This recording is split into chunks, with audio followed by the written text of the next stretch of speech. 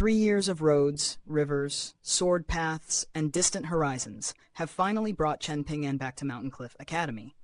His reunion with Li Baoping is as warm as he imagined, yet old friendships are only part of what awaits him.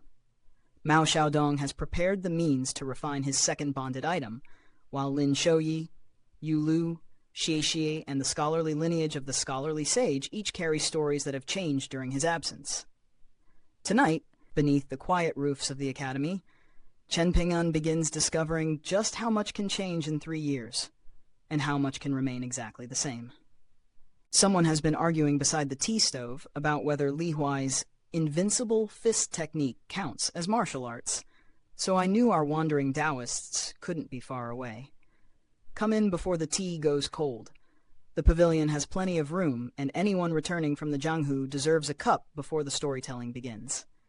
Besides, with Little Baoping, Pei Qian, and Li Huai gathered under one roof, peace and quiet never stood much of a chance. The old scholar returned the travel documents to Chen Ping'an, yet his gaze lingered on the young traveler for another moment. A bamboo bookcase rested on Chen Ping'an's back beside a long sword, an image that seemed to please the academy scholar greatly. To journey tens of thousands of kilometers with books at one's shoulders and a sword close at hand, seeking knowledge while walking through the rivers and mountains, was, in his eyes, exactly how a true scholar ought to experience the world. Excuse me, do you know a young girl called Li Baoping? She likes to wear a bright red jacket or a long red skirt. The old scholar immediately burst into hearty laughter. Li Baoping was hardly an obscure student, hidden among the academy halls. Her name had long since become familiar to almost everyone on East Mountain. Everyone in the academy knows that girl. Forget the academy, even the capital of the great Sui nation has probably been explored by her already. She's overflowing with energy every single day. Old bones like ours can only watch and feel envious. In fact, she skipped class and slipped out of the academy again today. Had you arrived an hour earlier, perhaps you would have crossed paths with Little Baoping. The worry on Chen Ping'an's face was impossible to hide. Seeing it, the old scholar quickly reassured him. Little Baoping had slipped into the capital countless times without encountering trouble. The great Sui capital was peaceful, its residents generally honest, and the Ministry of Right's head minister also served as the academy's mountain master, frequently coming to East Mountain to drink tea and converse with the deputy mountain masters. The worry on Chen Ping'an's face was impossible to hide. Seeing it, the old scholar quickly reassured him. Little Baoping had slipped into the capital countless times without encountering trouble. The great Sui capital was peaceful, its residents generally honest, and the Ministry of Right's head minister also served as the academy's mountain master, frequently coming to East Mountain to drink tea and converse with the deputy mountain masters. The worry on Chen Ping'an's face was impossible to hide. Seeing it, the old scholar quickly reassured him. Little Baoping had slipped into the capital countless times without encountering trouble. The great Sui capital was peaceful, its residents generally honest, and the Ministry of Right's head minister also served as the academy's mountain master, frequently coming to East Mountain to drink tea and converse with the deputy mountain masters. There is no need to worry. Little Baoping has wandered through the capital many times and has always returned safely. She won't run into any problems. Only then did the tightness in Chen Ping'an's heart loosen slightly. His concern revealed something deeper than ordinary affection between old acquaintances. After years apart, his first instinct upon reaching Mountain Cliff Academy was not to admire its prestige or seek out its great scholars, but to make certain that Little Baoping was safe. Did you come to Mountain Cliff Academy specifically to find Little Baoping? Your passport says you're also from Dragon Spring Prefecture of the Great Li Empire. Are you perhaps one of her relatives? No, we're not relatives, but we are from the same place. A few years ago, I traveled to the great Sui capital together with Little Baoping and the others.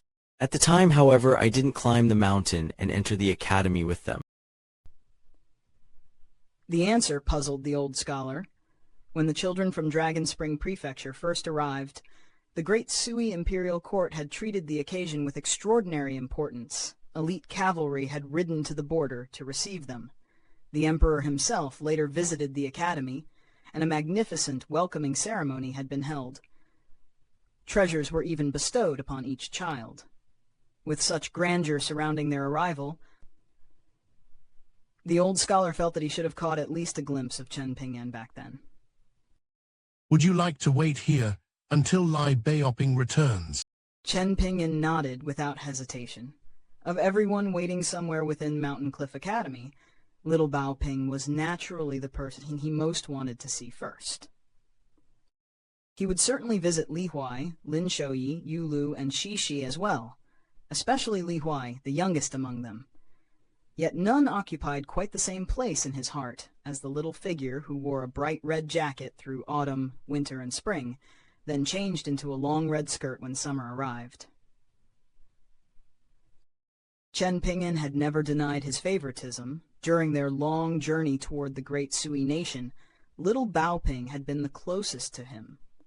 Later, after he traveled alone to Stalactite Mountain, the letters he sent back were entrusted to her so that she, his junior martial niece, could share them with everyone else.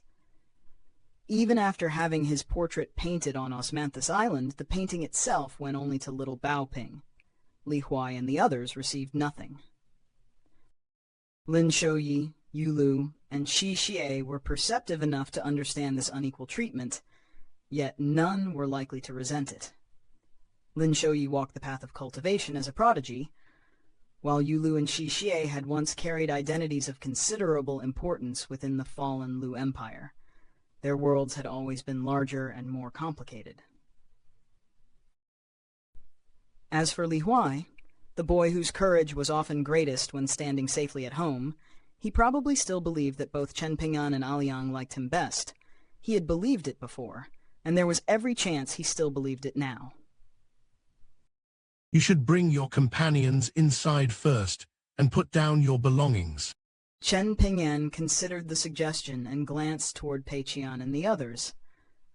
Had he arrived alone, standing outside the academy gate until Li Baoping returned, would have been nothing to him. But he was not alone now. Before moving, however, he still turned once more and looked toward the far end of the street. Nearby, Zhu Lian raised his eyes toward the academy buildings, climbing the mountainside. Although these halls had been newly constructed under the supervision of the great Sui Ministry of Works, their design was careful and restrained, carrying a simple elegance rather than ostentatious grandeur. Before its relocation from the great Li Empire to the great Sui capital, Mountain Cliff Academy had been counted among the 72 Confucian academies of the majestic world. This was Zhu Lian's first time entering such a place since leaving the lotus flower blessed land. From higher upon the mountain came the resonant voices of scholars reciting scriptures. Wherever Confucian sages taught and students chanted the classics, the sound itself seemed capable of traveling beyond walls, beyond mountains, and eventually across the world. During Mountain Cliff Academy's earliest years in the great Li Empire, its first mountain master had established the principles that would guide the institution. Scholars were not merely to study, question, contemplate, and distinguish truth from error. What they learned was meant to be practiced. That principle gave the academy its true weight. Knowledge that remained trapped upon paper was incomplete. Only when principles entered the world and survived contact with human affairs could scholarship become a genuine path. For travelers such as Chen Ping'an, who had crossed mountains with both books and sword, that philosophy carried particular resonance. Shiru, meanwhile, stood beside Zhu Lian with every nerve drawn tight. She inhabited an immortal body, enough to resist the Academy's invisible aura of righteousness, yet the instincts of a yin entity could not be so easily deceived. Something within her still recoiled before the upright presence saturating the mountain. Pei Qian was even quieter than usual. Back at Old Dragon City, she had confidently told herself that one day she would certainly meet Li Baoping. But when she finally entered the great Sui capital, that confidence had begun to crumble. Now, standing before Mountain Cliff Academy itself, her nervousness only deepened. After we enter the academy and settle into the guest rooms, what should we do if we wish to visit Mountain Master Mao? Must we first inform someone and wait for the Mountain Master's response? Mr. Liang smiled. Mountain Master Mao was famous not for arrogance, but for his reluctance to entertain visitors. During the past few years, almost every invitation had been rejected, and even the nation's head minister could not necessarily secure an audience. Still young Master Chen has traveled here from far away in Yor, from Dragon Spring Prefecture of the Great Li Empire. A simple notice should be enough. Mountain Master Mao is extremely strict when scholarship is concerned, but personally he's quite amiable. The real problem is that Great Sui's renowned scholars have historically been fond of mystical studies, and Mountain Master Mao simply has little interest in speaking with them. Yet even after hearing this, Chen Ping'an still did not step through the academy gate. If I remember correctly, the infantry commander's office is responsible for maintaining security within the capital. The old scholar understood immediately. Chen Ping'an was still thinking about Little Baoping. Correct. And the commander's child is currently studying at Mountain Cliff Academy as well. Chen Ping'an finally exhaled in relief. Even then, he asked several more seemingly trivial questions about Li Baoping's current life before bidding farewell to Mr. Liang and entering the academy. Pei Qian followed with footsteps that seemed inexplicably heavy. The mountain path climbed only at a gentle incline, yet each step looked as difficult as crossing deep snow or forcing her way upstream through a river. Mountain Cliff Academy maintained guest rooms for visiting families. Li Huai's parents and elder sister had once stayed in such rooms when they visited him. The academy charged only a token fee, 10 copper coins per room each day, and after hearing that many rooms were vacant, Chen Ping'an requested 4 adjacent rooms. Once the luggage had been put down, Pei Qian immediately rushed into Chen Ping'an's room and began transcribing texts. Chen Ping'an removed his bamboo bookcase, untied his sword-nurturing gourd, and finally took the pseudo-celestial tool named Sword Immortal from his back. Julian asked whether anyone wished to explore the academy with him. Chen Ping'an declined. Pei Qian was so absorbed in copying texts that she barely acknowledged the invitation. Julian therefore wandered over to Shiru's room and knocked. Shiru was already uncomfortable beneath the academy's righteous atmosphere, and Julian only worsened her mood by standing outside and speaking strange, vulgar nonsense in the refined tone of a gentleman. Bizarre. And so, rejected by everyone, Julian could only stroll through Mountain Cliff Academy alone. Elsewhere in the great Sui capital, the person Chen Ping'an had traveled so far to see was doing what she had done countless times during the past 3 years, wandering. Li Baoping might already have known the capital better than many people born and raised within its walls. She had visited Heaven Longevity Gate in the south, known among ordinary residents as Grain Gate. Grain arriving by transport river was inspected there by officials of the Ministry of Revenue before being transferred into enormous granaries. It was a place where the lifeblood of the capital gathered. Little Baoping would sometimes squat beside the shipping docks for hours, silently watching officials and minor clerks rushing through their duties, while sweating laborers carried heavy loads back and forth. Near that same district stood a popular Fox Immortal shrine. It was neither officially recognized by the imperial court nor condemned as an illegal temple. Its origins were mysterious, and within the shrine was enshrined a lush foxtail that somehow appeared almost freshly taken. Around the shrine could also be found a peculiar old woman selling charmed water, and an elderly man who claimed to be a master of reading bones from somewhere west of Great Sui. The pair seemed to spend nearly as much time arguing with each other as tending to their own business.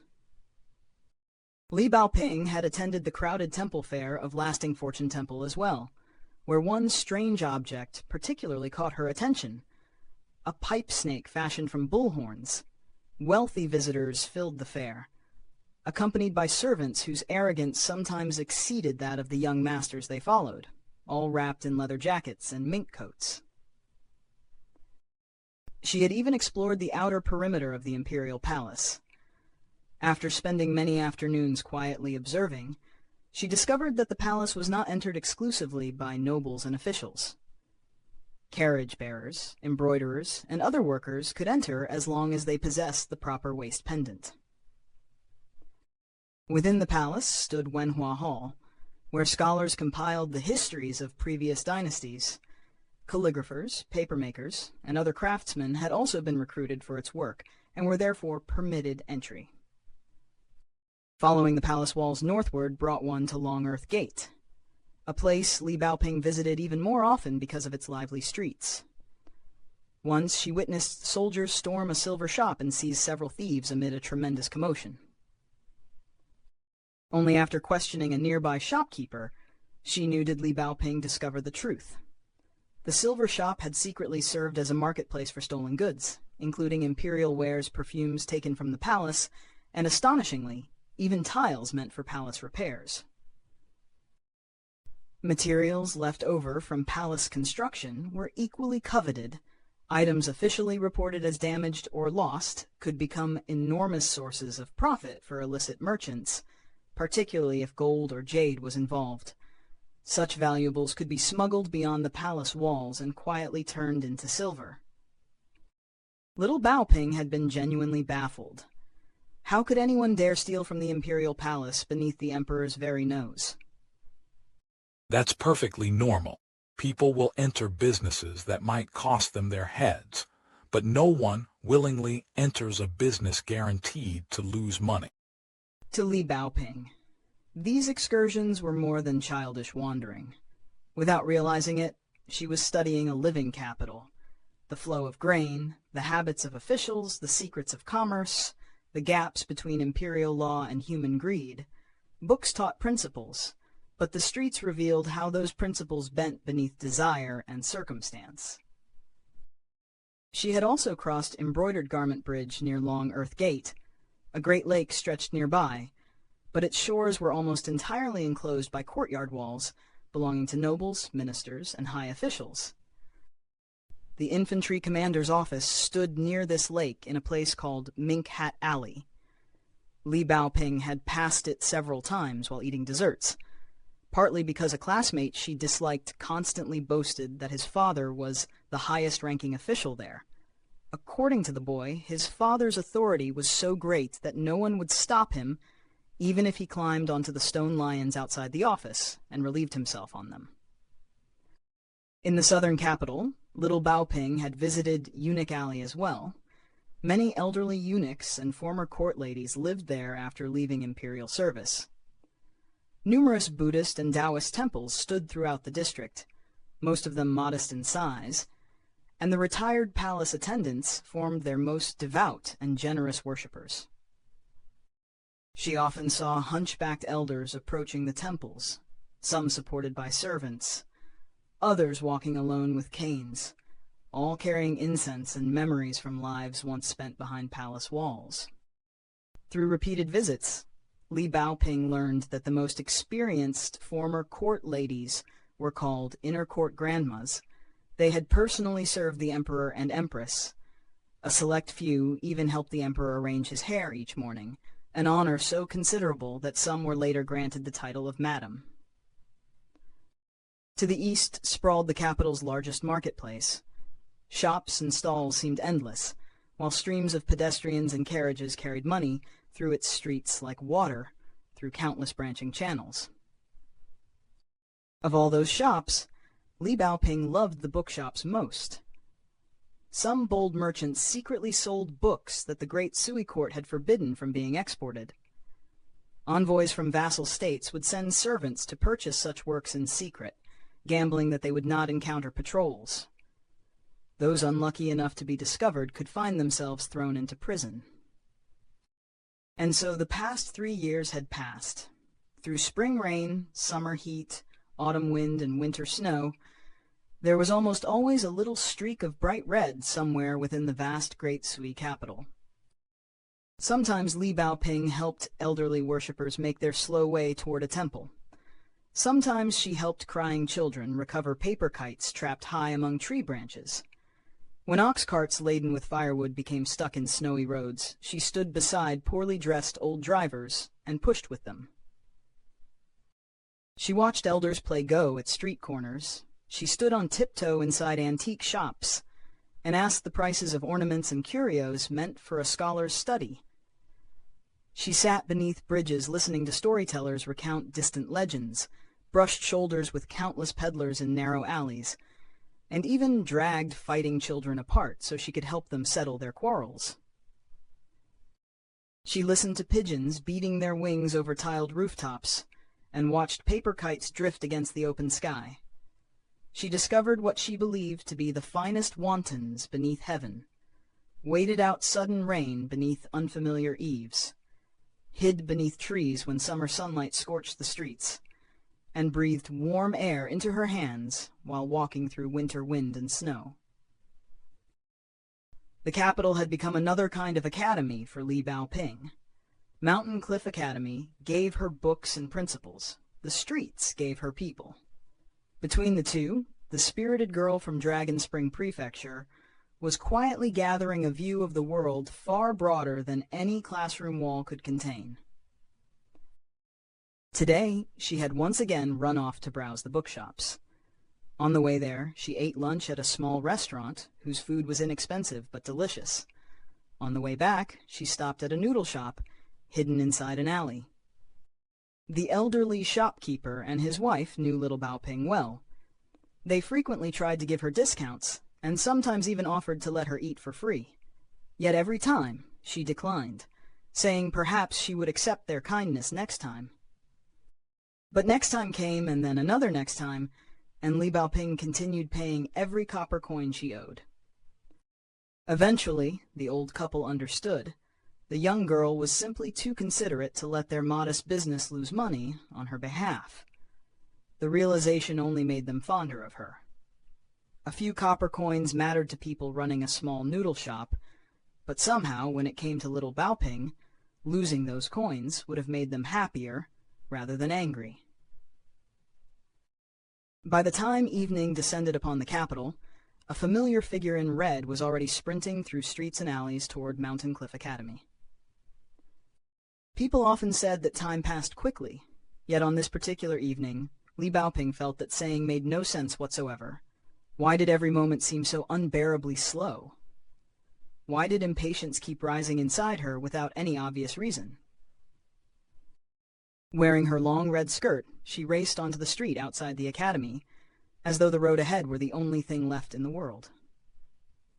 She gave the old scholar guarding the gate a hurried greeting and rushed inside without slowing. Mr. Liang, who had been dozing at his post, suddenly remembered something. Come back here, Little Baoping. Li Baoping did not immediately stop. Her arms waved as she ran in place for a heartbeat. Then she twisted around and began running backward while staring at the old scholar. Astonishingly, even in reverse, she remained remarkably quick. She finally returned to the gate and planted herself before him. Is something the matter, Mr. Liang? You didn't encounter an old friend while coming back. Li Baoping's eyes widened. No. You didn't return by way of Kogan Grass Street today. The old scholar narrowed his eyes in amusement. Instead of answering immediately, he decided to indulge himself first. The old scholar narrowed his eyes in amusement. Instead of answering immediately, he decided to indulge himself first. Baoping, before I answer, let me ask you something. Do you think I'm very knowledgeable? Little Baoping seriously considered the question. Slightly less knowledgeable than Mountain Master Mao. Mr. Liang nearly choked. But after thinking about it from another angle, being compared to the Confucian sage who served as Mountain Cliff Academy's mountain master was hardly an insult. If anything, perhaps Little Baoping had just praised him very highly. His mood restored. the old scholar finally revealed that a young man had arrived looking for her. The traveler had waited outside for a long while before entering the guest quarters to set down his luggage. Afterward, he returned to the entrance twice more. The last time had been roughly an hour earlier, and rather than going back inside, he remained near the street. I told him there was no reason to worry. Little Baoping knows this capital so well that roaming around outside is practically the same as roaming around her own home. I told him you certainly wouldn't get lost, but he kept pacing up and down this street until even I started getting anxious on his behalf. I also mentioned that you often return by Kogon Grass Street, so he's probably waiting there now. Perhaps because he didn't see you, he kept walking farther along the street, hoping to meet you sooner. You two must have missed each other by coincidence. It doesn't matter. Stay here for a little while, and I guarantee he'll come back soon. The moment those words entered her ears, Li Baoping spun around and prepared to bolt toward Kogan Grass Street. Little Baoping, are you going there to find him? What if he's already left Kogon Grass Street to search somewhere else? What if he returns by another road? Then the two of you will miss each other again. Are you planning to play hide and seek across the entire capital? Li Baoping stopped, but standing still was almost worse. She paced back and forth like an ant trapped upon a heated pan, every trace of her usual composure disappearing. The teachers of Mountain Cliff Academy had never seen Little Baoping like this. For 3 years she had run through the capital as though no alley could frighten her, and no distance could exhaust her. Yet now, one unseen traveler somewhere beyond the academy gate had reduced all that fearless energy to helpless impatience. Some bonds need no grand oath to reveal their weight. One only has to watch what happens when reunion is finally within reach. Her eyes grew wet. Then, unable to endure another moment, Little Baoping shouted toward the distant street. Junior uncle. Mr. Liang's heart jolted. The lazy warmth vanished from his expression as his eyes narrowed toward the far end of the street. In that same instant, his entire aura changed. From the direction of Kogan Grass Street, a flash of white entered his vision. Then the white figure accelerated. Like a streak of light cutting across the evening street, Chen Ping'an crossed the remaining distance in an instant. He came to a stop before the young girl in red. His movement settled without disorder, elegant and composed, while the broad white sleeves of his robe continued billowing behind him in the evening air. For one brief moment, he seemed less like a weary traveler who had crossed countless roads, and more like an immortal descending from distant clouds. And after all the roads, letters, missed paths, and years of separation, the reunion required no magnificent declaration.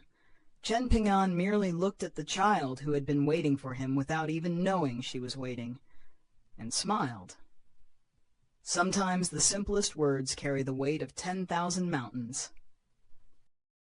Your junior uncle is here. Li Baoping had imagined this reunion countless times. She had stored up 1,000 things she wanted to tell Chen Ping'an. Yet the instant he truly appeared before her, every carefully guarded word vanished. For a moment, the lively young girl in red could only stare at the familiar figure who had crossed mountains and rivers to reach her. Chen Ping'an gestured toward her forehead, measuring the difference in height with an easy smile. You've grown a lot taller. Li Baoping immediately jumped up, her expression turning glum as if she had just discovered a terribly unfair truth. Junior uncle, how are you growing taller even quicker than me? I can't catch up to you anymore. Chen Ping'an gently wiped away the tears remaining on her face. Then, without warning, Li Baoping stepped forward and wrapped her arms around him. He froze for an instant, surprised by the sudden embrace, before lightly returning it with a knowing smile. Perhaps that was when Chen Ping'an truly understood that the little girl he remembered had changed, not merely in height, but in courage, feeling, and the ability to show how deeply she had missed someone. Some growth in the martial world is measured by cultivation realms. Other growth can only be measured by moments like this. Watching from nearby, Mr. Liang felt as though a warm picture scroll had unfolded before his eyes. It carried the freshness of a spring breeze, moving through willow branches, and the tranquility of green mountains mirrored in clear water. An old poetic sentiment seemed perfectly suited to the sight. A reunion beneath autumn wind and white dew, a meeting more precious than countless encounters in the mortal world.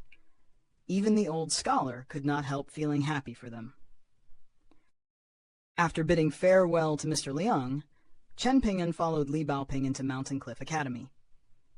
The moment they entered, Li Baoping became like a cheerful oriole. She talked almost without stopping, eagerly introducing every corner of the academy to the junior uncle she had finally reunited with. Near the guest rooms, however, Chen Ping'an noticed a tall and sturdy old man sitting beside Pei Qian. Pei Qian immediately looked toward her master and silently mouthed a single name: Mao. Years of traveling through the cultivation world made Chen Ping'an instinctively raise his hands to cup his fists. Yet halfway through the motion, he caught himself. This was an academy, and before him stood its deputy mountain master. So Chen Ping'an instead bowed with the proper etiquette of an ordinary Confucian disciple. Mao Xiaodong acknowledged the greeting with a nod, then rose and stepped forward. Chen Ping'an, let's have a chat. And so the two men departed, leaving 12-year-old Li Baoping and 11-year-old Pei Qian alone before the guest rooms. One wore her familiar long red skirt.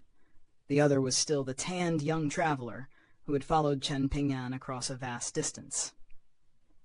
Li Baoping examined Pei Qian openly.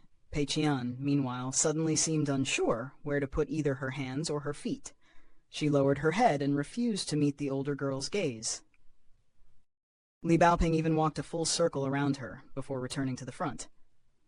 So you're Pei Qian. Junior uncle told me that you're his opening disciple, and that the two of you traveled a very long distance together. Pei Qian nodded without lifting her head. Junior uncle also said you're very smart and talented at martial arts. He said you can endure hardships just like I could back then, and that your greatest dream is to travel around the cultivation world on a little donkey someday. Pei Qian finally raised her head for the briefest glance, then lowered it again and nodded. Li Baoping thought for a moment before reaching a decision. All right. Then I'll give you two meeting gifts. Come with me. Pei Qian swallowed nervously and remained rooted to the ground. She knew this big sister in red was almost certainly not a bad person, but her imagination had already raced ahead. Perhaps she would be dragged into some dark alley, stuffed into a sack, and tossed into an obscure corner of the great Sui capital. Pei Qian's caution might have seemed excessive, but it was the instinct of someone shaped by hardship. In the cultivation world, fear was not always cowardice. Sometimes it was simply the scar left behind by surviving too many uncertain roads. Li Baoping had already bounded several steps away.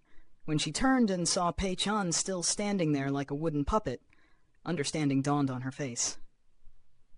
Junior uncle told me quite a lot about you, including that you're easily frightened. Fine, you can put that yellow paper talisman on your forehead before following me.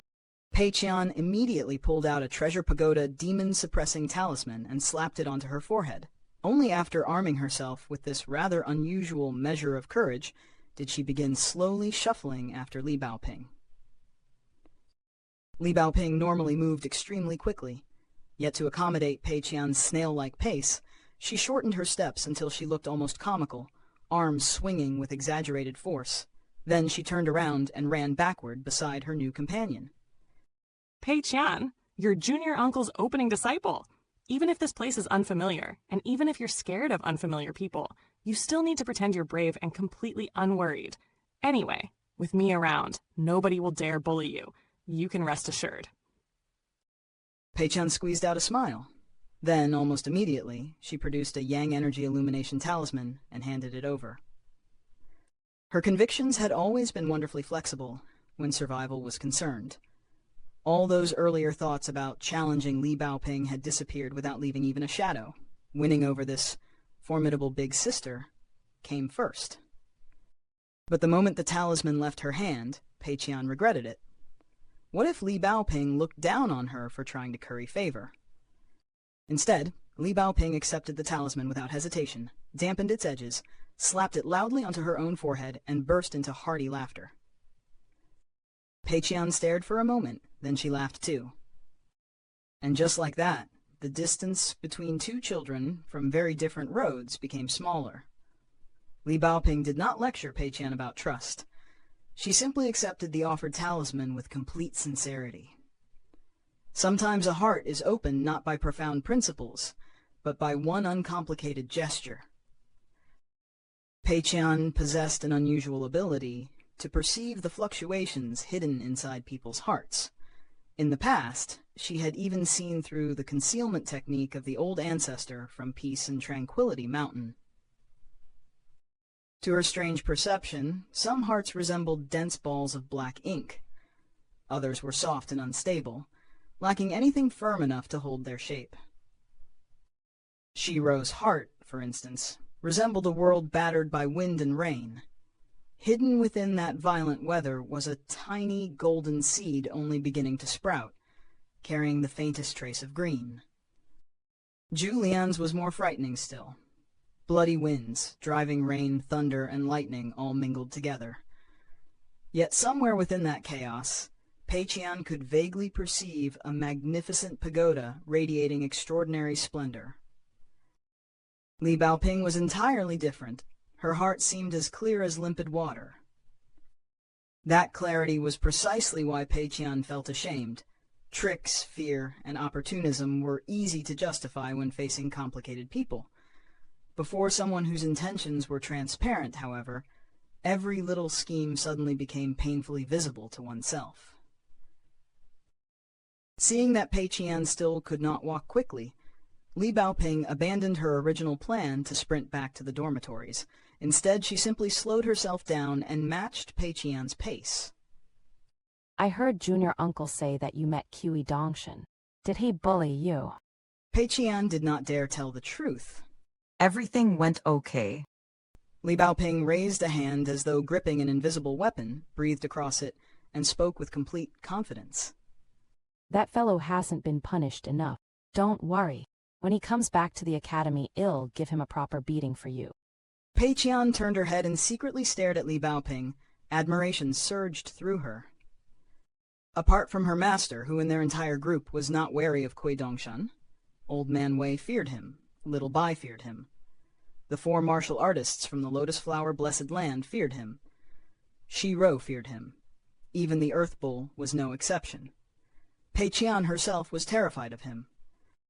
In Pei Qian's strange perception, Qi Dongshan's heart resembled a gigantic black pool whose depths could not be measured, yet it was not stagnant water.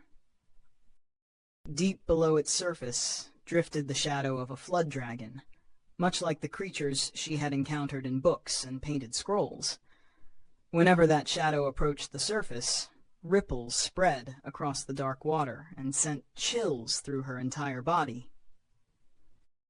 Fortunately, stacks of golden and silver books rested beside that unfathomable pool.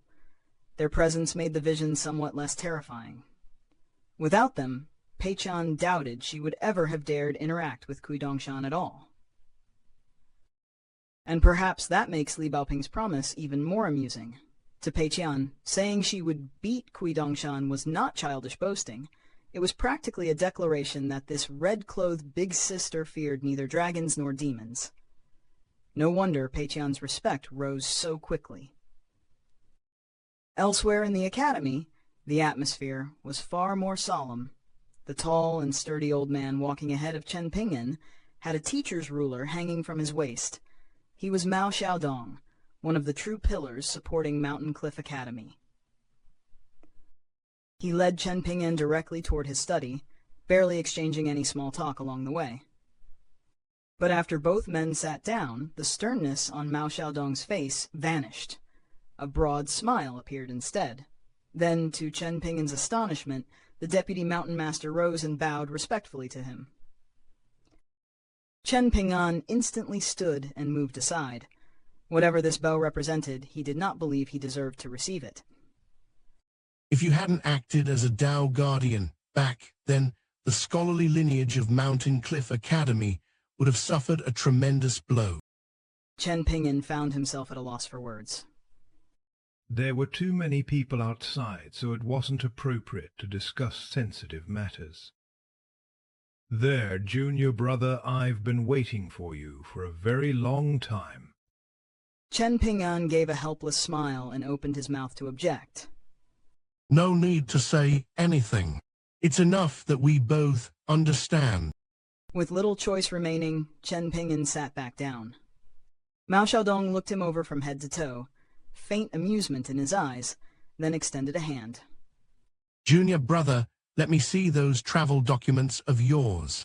I'd like to broaden my horizons. Chen Ping'an stood and presented the documents with both hands. Mao Xiaodong accepted them, but his next words had nothing to do with paperwork. I also need to thank junior brother for managing to subdue that little bastard Qi Dongshan. If he weren't worried that you might suddenly appear at the academy one day, he could very well have turned East Mountain and the great Sui capital upside down. In truth, Qi Dongshan is still apprehensive of the scholarly sage. His restraint doesn't have much to do with me. Mao Xiaodong immediately pointed at him, as though he had just caught Chen Ping'an revealing something important. Junior brother, that answer is almost exactly how our teacher used to speak. The greater the feat he accomplished, the more modest he became in front of us. Mao Xiaodong then slipped effortlessly into an imitation of the scholarly sage, resurrecting an old academy memory with every word. Oh, it wasn't anything impressive. Just a small matter. I barely did anything at all, and merely said a few words. Why are all of you flattering me, as though I've accomplished some tremendous deed for the entire world? Your teacher merely won a debate. It wasn't as though I defeated the Tao ancestor or Buddha. Why are all of you so emotional? What did you secretly believe I would lose, and that's why you're pleasantly surprised now? Mao Xiaodong, you're smiling the widest. Get out and accept your punishment with Zhuoyu. The two of you can stand in the courtyard and recite some texts. And when Zhuoyu secretly climbs over the wall to escape, remind him to bring some midnight snacks back for little Kai. Little Kai is still growing after all. Tell him not to buy anything too greasy, or the smell will keep everyone awake. Mao Xiaodong laughed heartily as he finished recounting the memory. Chen Ping'an, meanwhile, felt the beginnings of a headache. He had already learned how troublesome conversations with Qi Dongshan could become. Yet Mao Xiaodong somehow presented an entirely different kind of difficulty.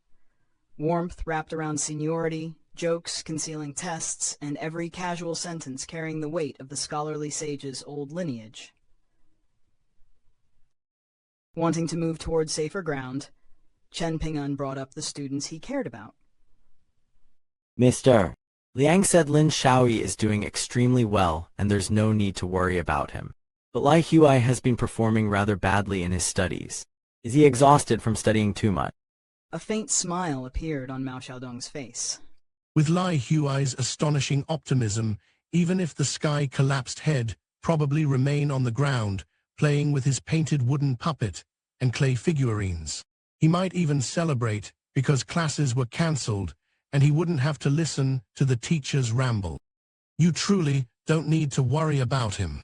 He finishes at the bottom of the class every time, yet his appetite never suffers because of it. Mao Xiaodong explained that Li Huai's parents and older sister had visited the academy not long ago and left him some silver. To everyone's surprise, Li Huai had not squandered it. There had, however, been one memorable night. A teacher on patrol discovered Li Huai and his two roommates pretending water was wine while enthusiastically devouring huge chicken drumsticks. When they were caught, little Huai was still burping.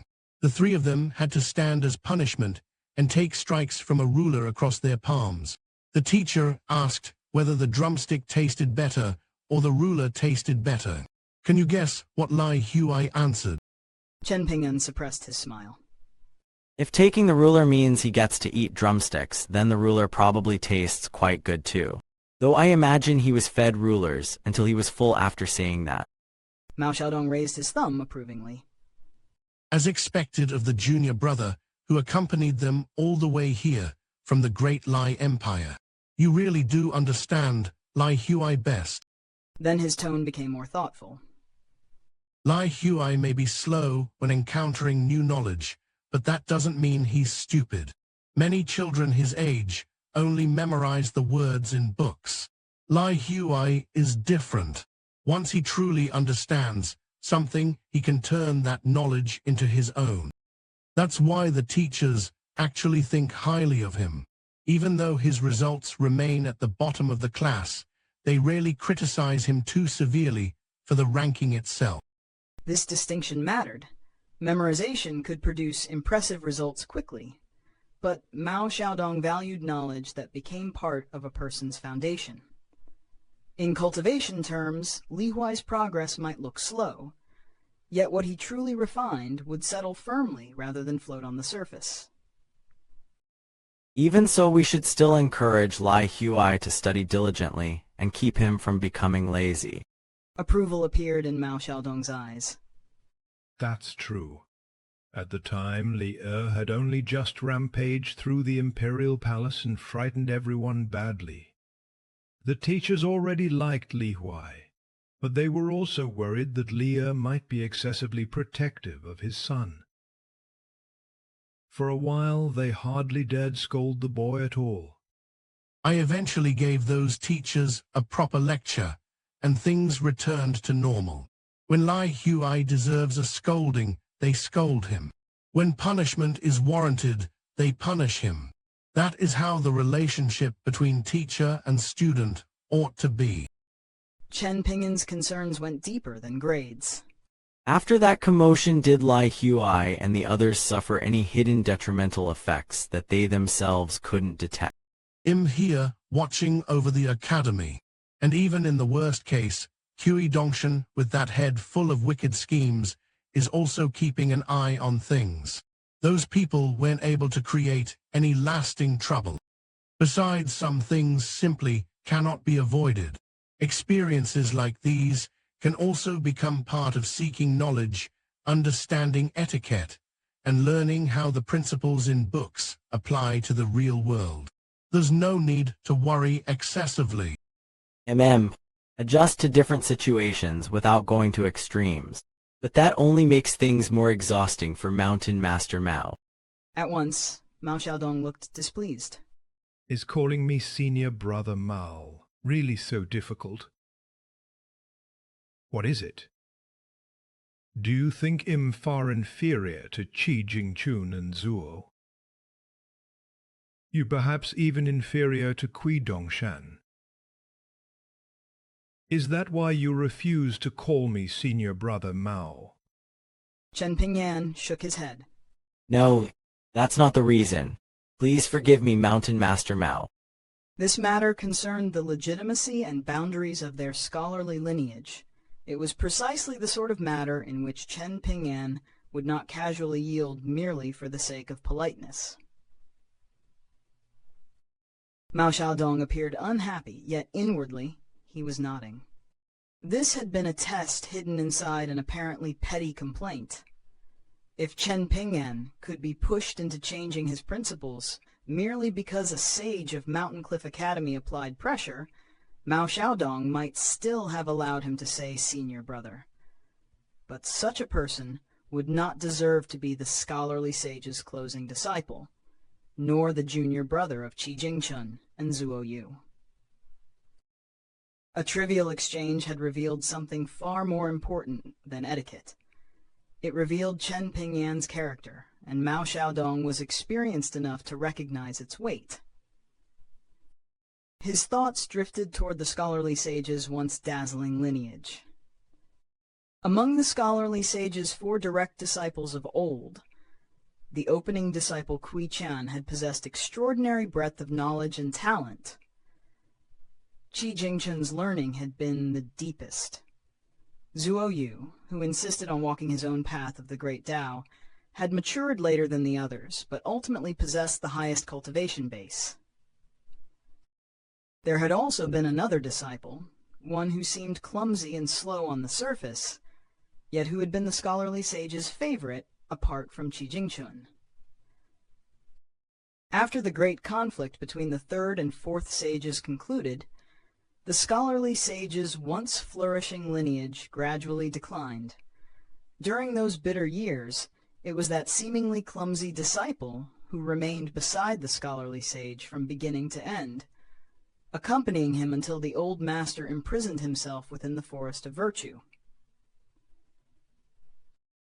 Mao Xiaodong himself was not considered particularly outstanding even among the scholarly sage's unofficial disciples. That fact alone revealed how terrifyingly brilliant the lineage had once been. Even someone capable of becoming a sage and supporting Mountain Cliff Academy could look ordinary when placed among those names. Great eras are often recognized only after the people who defined them have scattered. A trace of melancholy entered Mao Xiaodong's heart. Greatness, no matter how dazzling, was always vulnerable to wind and rain. When Qi Jingchun had left the Middle-earth Divine Continent and journeyed to the Eastern Treasured Vile Continent to establish Mountain Cliff Academy, many outsiders believed he intended to suppress or deter Pei Qian, the former senior brother who had betrayed the scholarly sage. Mao Xiaodong knew that speculation was wrong. Zuo, you had chosen an even more decisive road. He distanced himself from the mortal world entirely, sailing alone across the sea in search of immortals. And that seemingly foolish disciple, whom rumors claimed was the only person capable of rivaling Aliang, had remained silent for more than a century. Mao Xiaodong finally pushed those complicated memories aside and looked once more at the young man sitting before him. Now their master had accepted a closing disciple, someone who might inherit what remained of that scholarly lineage. The significance of Chen Ping'an's arrival, therefore, went far beyond one young traveler entering an academy. Behind him stood the hopes, failures, separations, and unfinished inheritance of an entire scholarly tradition. Mao Xiaodong was not merely inspecting a junior brother. He was looking at the person who might carry their master's teachings into another generation. During the 3 years after Chen Ping'an had passed Mountain Cliff Academy without entering it, Mao Xiaodong had been both curious and anxious about this final disciple chosen by his master. What sort of scholarly talent did the young man possess? Would someone born in the Jewel Small World fail to live up to Qi Jingchun's immense hopes? Using the sagely mystical abilities granted to the Mountain Master, Mao Xiaodong had observed Chen Ping'an's words and actions from afar. What he saw was neither breathtaking nor disappointing. Chen Ping'an was simply Chen Ping'an, a young man born into poverty, whose temperament somehow made perfect sense as someone the scholarly sage would choose. He was also exactly the sort of junior brother for whom Qi Jingchun would willingly accept a disciple on behalf of their master. There was nothing dazzling about that judgment, and that may be precisely why it carried so much weight. Chen Ping'an did not need to resemble Pei Qian's brilliance, Qi Jingchun's profundity, or Zuoyu's overwhelming cultivation. His value lay in remaining steady enough to walk his own road without borrowing another person's shadow. Afterward, Chen Ping'an continued asking questions, each one concerning someone else. He carefully inquired about Lin Shouyi's cultivation and academic studies, wondering whether pursuing both paths simultaneously might cause them to interfere with one another. He asked about Gao Xuan and Yu Lu, worried that the friendship between them might contain complications and lack true sincerity. And because Xie had become Kui Dongshan's maidservant, Chen Ping'an also wanted to know whether the arrangement might damage her state of mind. Mao Xiaodong patiently answered every question while occasionally flipping through Chen Ping'an's travel documents. Only after obtaining a rough understanding of everyone's circumstances did Chen Ping'an finally release a quiet breath. The burden he had carried all this way seemed to become noticeably lighter. This was perhaps one of Chen Ping'an's most defining habits. He did not merely carry swords, books, and travel documents across the world. He carried people in his thoughts. Their studies, cultivation, friendships, dangers, and states of mind all became matters he felt responsible for remembering. Mao Xiaodong looked at him and smiled. You have to think so much about yourself and about everyone around you. Don't you find that exhausting? Chen Ping'an shook his head without hesitation. Not at all. Mao Xiaodong nodded, then spoke more softly. The same principles apply whether one studies, practices martial arts, or trains with the sword. In all of them, gathering momentum is important.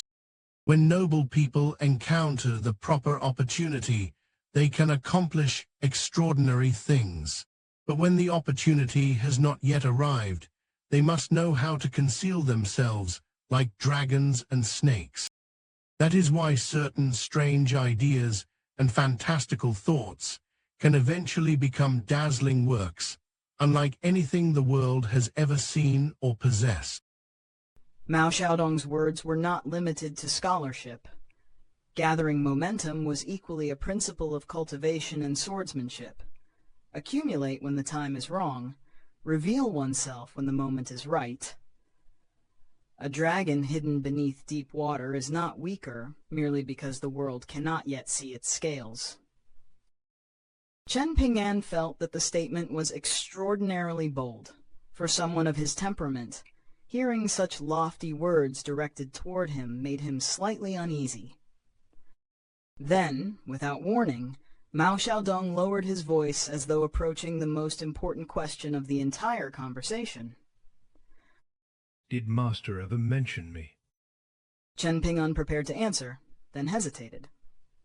But in the end, honesty won. I don't think he ever mentioned you.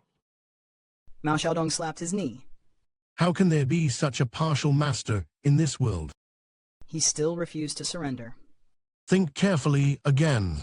Maybe you overlooked something. Chen Ping'an shook his head with absolute certainty. Mao Xiaodong stroked his beard. Then, with astonishing confidence, he rescued his own dignity. Master is constantly thinking about me in his heart. Naturally, that means he doesn't need to mention me all the time. Chen Ping'an immediately felt much more reassured.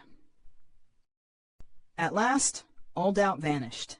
This mixture of lofty principles, shameless self-consolation, hidden tests, old memories, and warm humor could only have been produced by someone taught beneath the scholarly sage's roof. Mountain Master Mao was unquestionably a disciple of that legendary old scholar. The more Pei Qian walked beside Li Baoping, the more the tension in her shoulders began to fade. Li Baoping seemed straightforward and easygoing, so the tanned young girl's cautious footsteps gradually became quicker and lighter. Then Pei Qian entered Li Baoping's dormitory and nearly forgot how to breathe. The 3 empty beds were buried beneath mountains of transcriptions. Page after page, stack after stack, they rose like miniature peaks formed entirely from ink and persistence. Pei Qian almost felt like dropping to her knees and kowtowing on the spot. Only now did she understand why Li Baoping had merely nodded when Pei Qian proudly mentioned that she copied texts every day. Pei Qian had thought she had finally recovered a little dignity. She had even straightened her back with secret satisfaction. But before those mountains of handwritten pages, Pei Qian's tiny victory suddenly looked like a pebble placed beneath a mountain. Li Baoping had never intended to compete with her at all. Their standards were simply worlds apart. Li Baoping poured Pei Qian a cup of tea and casually told her to sit wherever she pleased. Then she climbed onto her bed, retrieved her small bamboo bookcase, and carried it over to the table. From inside, she produced 3 treasures, the saber auspicious talisman and the small silver gourd that Aliang had once given her. Here a gift for you. Pei Qian stared first at the saber, then at the silver gourd. After traveling with Chen Ping'an for so long, her eye for valuable objects had improved considerably. She looked up slowly, already suspecting that the answer might frighten her. These are very, very expensive, right? Li Baoping had no intention of concealing their origins. I heard a Liang say the quality of auspicious talisman is only so-so. It's some kind of pseudo-celestial tool. The small gourd is better. I swindled it from Sword Immortal Wai Jin of Wind Snow Temple. It's one of the 7 sword nurturing gourds personally raised by the Dao ancestor when he cultivated in a thatched cottage long ago. Sword immortals can strengthen their flying swords by nurturing them inside these gourds. Pei Qian, haven't you already started practicing sword techniques? Take it. You can use this gourd. Pei Qian's tongue nearly tied itself into a knot. A pseudo-celestial saber was being dismissed as merely so-so, while the other gift was one of 7 gourds personally nurtured by the Dao ancestor. To someone like Pei Qian, these were not ordinary presents. They were treasures from legends. But I only just started practicing sword techniques. My skills are mediocre, and I'm not even a sword cultivator with a bonded flying sword. I'm slow too. I might spend my whole life without nurturing anything at all. Li Baoping ignored every winding excuse and struck directly at the heart of the matter. Do you like auspicious talisman and the little gourd? Pei Qian timidly nodded. Li Baoping scratched her head and sighed inwardly. How in the world had Junior Uncle managed to find such a slow and silly opening disciple? Yet this was exactly where Pei Qian and Li Baoping differed. Pei Qian had learned to measure treasures by value, danger, and consequences. Li Baoping measured them by something far simpler. If a friend needed it and she had it, why not give it away? Growing increasingly nervous, Pei Qian glanced between the mountains of transcriptions and the 2 priceless objects on the table. Then, like lightning illuminating a dark valley, inspiration struck. Big Sister Baoping, I don't dare accept such valuable gifts. Master will scold me. Li Baoping blinked. To her, the problem apparently had an absurdly easy solution. Then tell your master I'm lending them to you. Borrow them for 1 year, 10 years, 100 years, or even 1,000 years. Borrowing is still borrowing. I won't ask for them back anyway. That way you can use them without worrying while you travel through the cultivation world. Isn't that right? Pei Qian lowered her head. Faced with such flawless logic, she could find no opening whatsoever. Yay, you're right. Li Baoping moved to the chair beside her and offered what she clearly considered comforting reassurance. Don't think you're stupid. You're still young. Junior Uncle told me you're 1 year younger than me. Pei Qian immediately decided this explanation made tremendous sense. Her spirits rose, her smile returned, and she rested her arms and chin upon the table. Big Sister Baoping, can I touch them? Without warning, Li Baoping shot to her feet. Pei Qian nearly jumped out of her chair. Li Baoping signaled with her eyes that everything was fine, then gestured for Pei Qian to watch carefully. In the next instant, Li Baoping drew auspicious talisman, gripped the hilt with both hands, inhaled deeply, and hacked straight down at the silver sword nurturing gourd. Pei Qian froze. The strike was fierce enough, but the gourd's smooth surface sent it shooting away instead of splitting beneath the blade. It flew directly toward Pei Qian. Her body reacted before her thoughts could catch up. Pei Qian slapped the silver gourd aside. Thwack! The sword-nurturing gourd flew straight back and smacked Li Baoping squarely in the face before dropping to the floor with a dull thud. Li Baoping stood there dazed for a heartbeat. Then blood began trickling from her nose. Pei Qian's heart sank into an abyss. She was finished. Completely finished. Auspicious talisman was still in Li Baoping's hand. In Pei Qian's horrified imagination, perhaps the next thing to meet that saber would be her own neck. But Li Baoping merely wiped her nose with one hand, calmly sheathed auspicious talisman, and flicked the fallen gourd upward with the tip of her foot. She caught it neatly and returned both treasures to the table. Then she sat down and beamed. Pei Qian, that block and slap were beautifully done. You really looked like someone from the cultivation world just then. Not bad, not bad. As expected of junior uncle's disciple. For Li Baoping, the collision was almost irrelevant. What mattered was Pei Qian's instinct. When danger arrived without warning, her hand moved immediately. That reflex was crude, but it was real, and in the cultivation world, a single genuine instinct could someday separate survival from death. Pei Qian, however, wore the expression of someone attending her own funeral. She pointed shakily at Li Baoping's face. Big sister, Baoping, your nose is still bleeding. Li Baoping wiped her nose again and inspected her palm. Indeed, there was blood. Without showing the slightest alarm, she went to her bed, pulled a sheet of calligraphy paper from a large scroll, tore off 2 strips, rolled them into small balls, tilted her head back, and stuffed them into her nostrils. Then she calmly returned to Pei Qian's side. Pei Qian had turned white as paper. Li Baoping was thoroughly puzzled. Why did Pei Qian look as though she had been the one struck in the face? Besides, even if the gourd had hit Pei Qian, Li Baoping did not think it would have been anything serious. She rubbed her chin and carefully studied the tanned young girl from head to toe. Junior uncle's disciple truly possessed a strange way of thinking, strange enough that even Li Baoping could not follow it. And naturally, Li Baoping arrived at the most Li Baoping-like conclusion possible. Since Pei Qian was junior uncle's opening disciple, her strangeness must surely mean she was special. Suppressing the ache in her heart, Pei Qian reluctantly reached into her sleeve and took out her own beloved little gourd. She placed it upon the table and gently pushed it toward Li Baoping.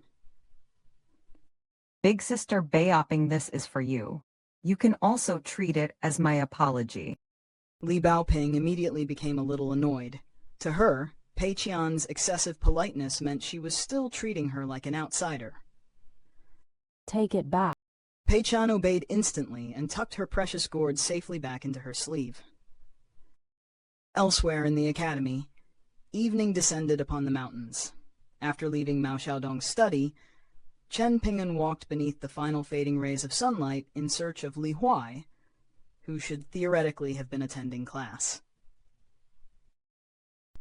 Standing outside a classroom window, Chen Ping'an immediately spotted the little boy. Li Huai held a book high before his face, but behind that scholarly shield his head was bobbing steadily up and down. He was fast asleep. 2 boys of roughly the same age sat beside him. One radiated restless energy, his eyes wandering everywhere except toward the lesson. He had already noticed the young man in white outside the window. The other child sat upright, listening to the teacher with complete concentration. The restless one was Lu Guan.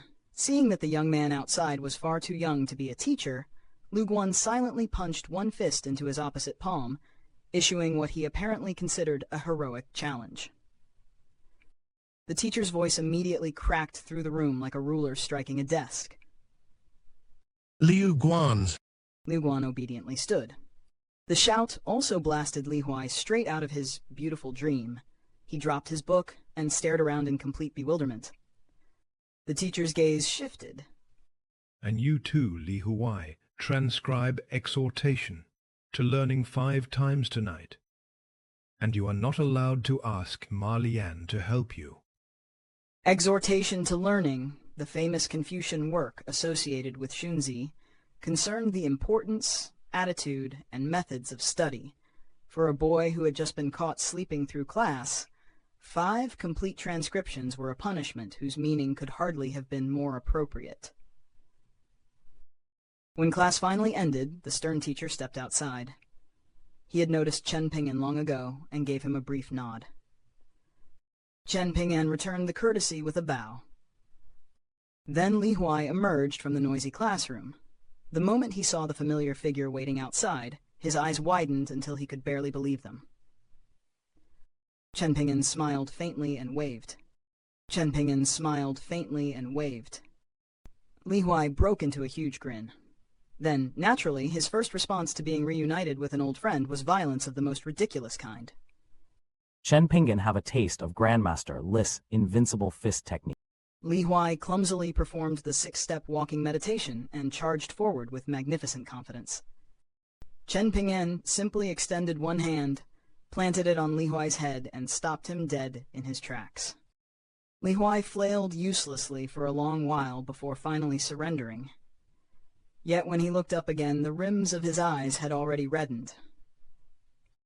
Chen Ping'an, why did you come so late? My big sister left a long time ago. If you had arrived earlier, you could've met her.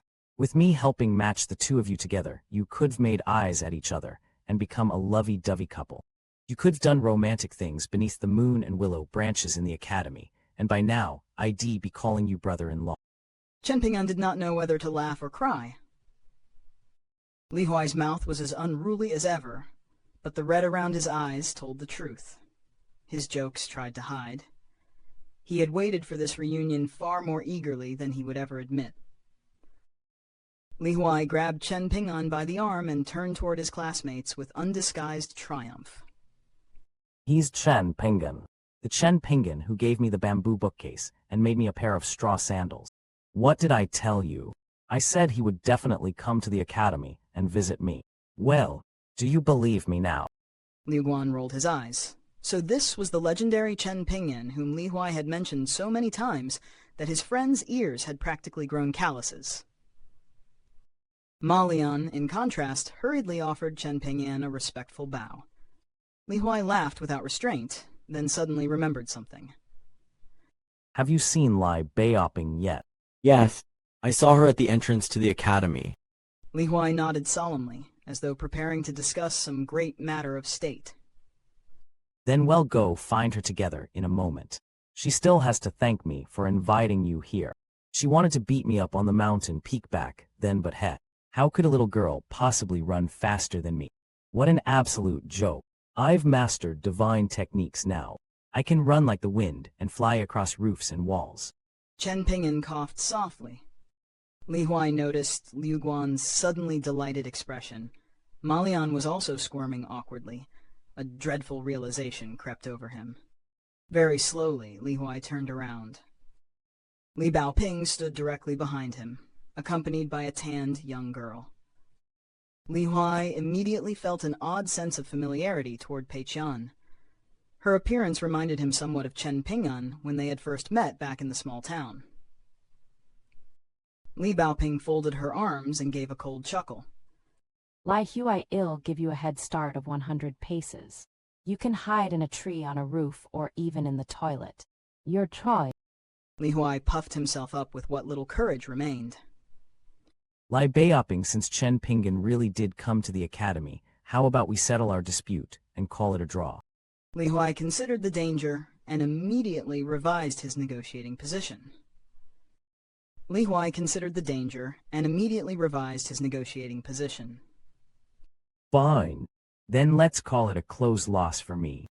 Since her junior uncle was genuinely present, Li Baoping decided to let the matter go. The instant Li Huai realized he would not be beaten, all his vanished arrogance returned. He grabbed Chen Ping'an's arm once again. Where are you staying? Do you want to visit my dorm first? Pei Qian's eyes immediately brightened.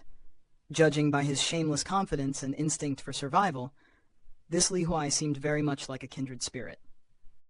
One could almost pity Chen Ping'an. Pei Qian had barely arrived at the academy, yet she had already discovered someone who spoke the same peculiar language of opportunism and self-preservation. In the end, Chen Ping'an, Li Baoping, Pei Qian, and Li Huai returned together to Chen Ping'an's guest room. Ma Lian had truly wanted to follow Li Huai, but Liu Guan forcibly dragged him away to dinner instead. Zhu Lian had still not returned from his exploration. Shiru remained inside her own guest room and refused to meet anyone. After all, this was a Confucian academy. Even a legitimate Earth Immortal Yin entity would hardly dare behave flagrantly in such a place. With every breath, Shiru felt as though her mere presence profaned the academy. Guilt, reverence, and fear pressed upon her simultaneously. Such was the invisible authority of Confucian orthodoxy in the majestic world. No sword needed to leave its sheath. No sage needed to appear. The accumulated righteousness of the place alone was enough to make a yin entity restrain every movement. Meanwhile, Chen Ping'an, Li Baoping, Pei Qian, and Li Huai gathered around a table and ate the meal prepared by the academy for its guests. Li Huai sat opposite Chen Ping'an and naturally spoke louder than everyone else. With Chen Ping'an presiding over the table, he believed he finally possessed an unshakable shield against Li Baoping. Chen Ping'an, do you want to find Lin Shouyi afterward? He's incredibly difficult to catch these days. He's really living the good life, always leaving the academy to wander around and enjoy himself. I'm so envious. Chen Ping'an smiled. It's evening now, and this period is relatively important for Kai raffiners. We shouldn't disturb him. I can visit him later tonight. You don't need to lead the way either. I can find Lin Shouyi myself. To those climbing the Great Tao, no fragment of opportunity could be casually wasted. Certain cultivation practices were nearly universal. Among them were 4 crucial periods every day when a diligent cultivator could not afford to slack off. At midnight, heaven and earth entered a state of clarity. This was the finest time for internal observation and the production of qi, using the bridge of immortality to connect the cultivator's internal small world with the vast world outside. Before sunrise came the ideal period for nurturing and channeling qi, nourishing both acupoints and meridians. At noon, abundant yang energy made it best to refine qi into liquid. And at evening, that refined liquid could be transformed once more and absorbed drop by drop into the critical residences located within one's bonded acupoints, slowly accumulating the foundation of the Great Tao. This was why Chen Ping'an refused to interrupt Lin Shouyi merely for the convenience of a reunion. Friendship mattered. But cultivation depended upon countless tiny moments gathered over years. To steal one of those moments from another cultivator without necessity would be to treat the Great Tao too lightly. Beyond the 4 daily periods, cultivation also followed important rhythms across each month and each year. Building the foundation of the Great Tao was, in essence, a lifelong effort to repair and reinforce what one had received innately. It was slow work, like polishing a mirror with water. Day after day, year after year, the surface became smoother and clearer, until one might finally approach that legendary state of flawlessness. More importantly, once someone truly stepped onto the cultivation path and began ascending the mountain of the Great Tao, their perception sharpened. Even the losses caused by one lazy day could become painfully obvious. For such people, slacking off was no longer a harmless indulgence.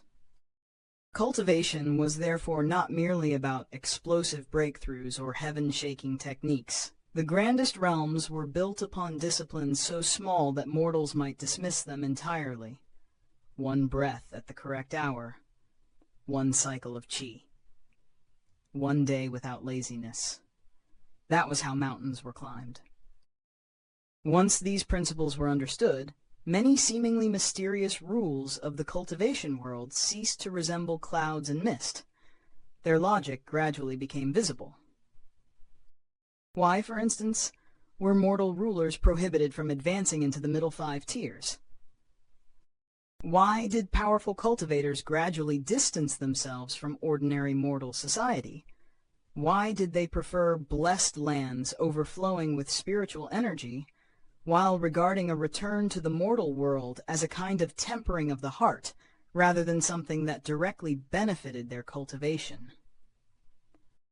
And why, after reaching the ascension tier, were cultivators unexpectedly forbidden from freely leaving the mountains?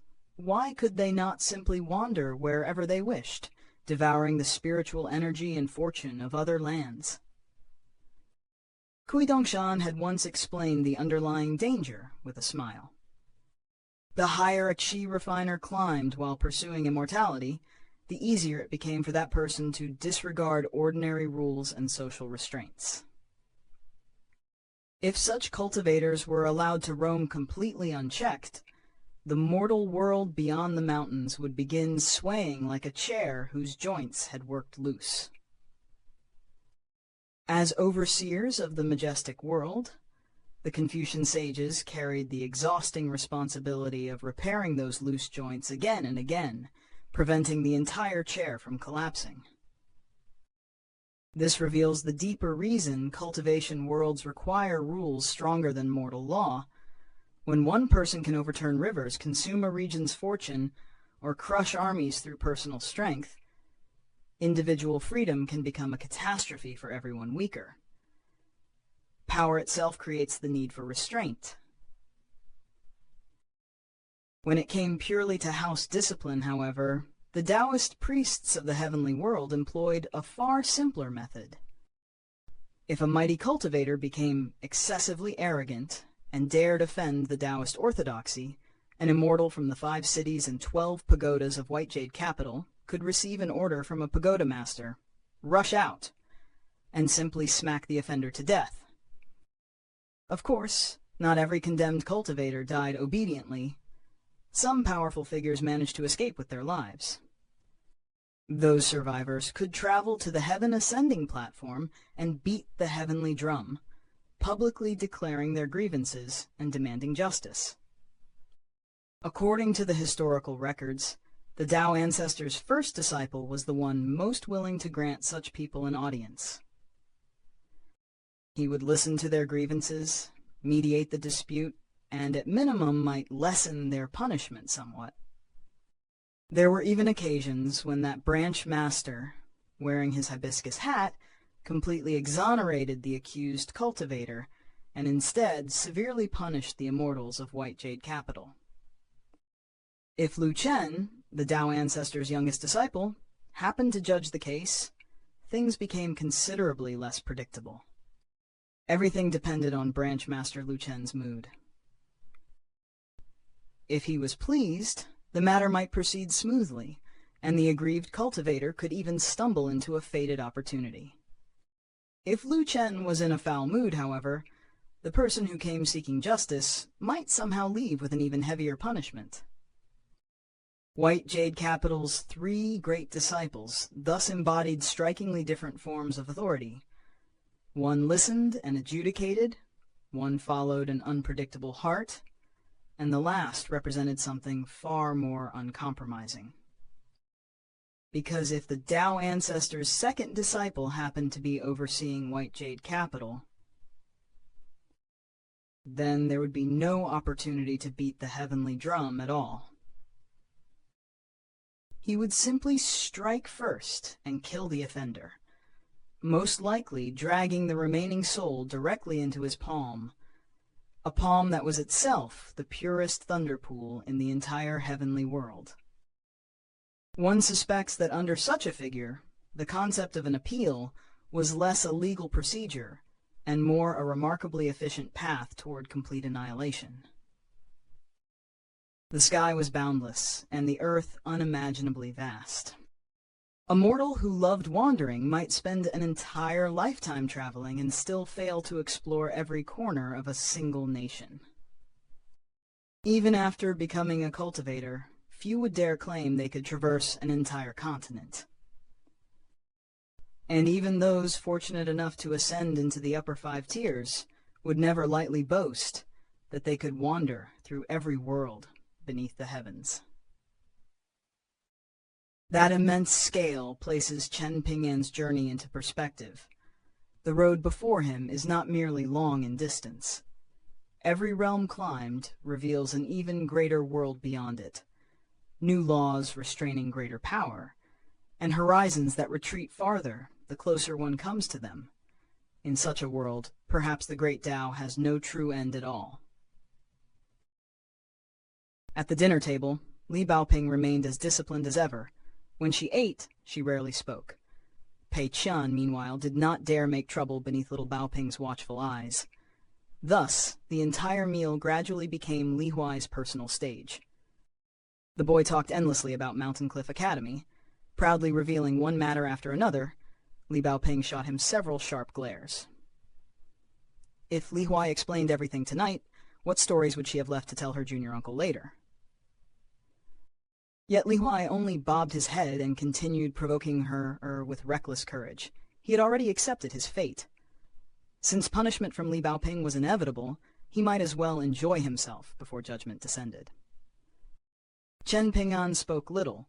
As always, he ate slowly, and much of his attention went toward quietly placing food into the bowls of the three children. Years of wandering had changed his clothes, his height, and even the aura around him, but some habits remained untouched. Caring for others before himself was still woven into his bones. Chen Ping'an, why have you suddenly changed your get-up? Where are your straw sandals? You need to be careful. It's difficult to transition from extravagance to frugality. Before Li Huai could finish, two kicks struck him beneath the table. One came from Li Baoping, the other came from Pei Qian. Li Huai immediately doubled over, howling in pain. Truth be told, I did think about that before. On my way to the academy, I considered changing back into my old clothes and straw sandals, but I was afraid I might embarrass you. Besides, one must be careful while traveling through the cultivation world. This Dao robe golden sweet wine can aid my cultivation, so I've grown accustomed to wearing it. That said, I wouldn't find my old clothes uncomfortable either. Golden sweet wine was no mere ornament. For a cultivator walking dangerous roads, even clothing could become part of one's cultivation and protection. Chen Ping'an had not abandoned his humble past. He had simply learned that surviving the cultivation world sometimes required accepting what was useful. Li Huai rubbed himself where the kicks had landed and stared at Chen Ping'an with a crooked expression. Chen Ping'an, I could barely recognize you outside the classroom earlier.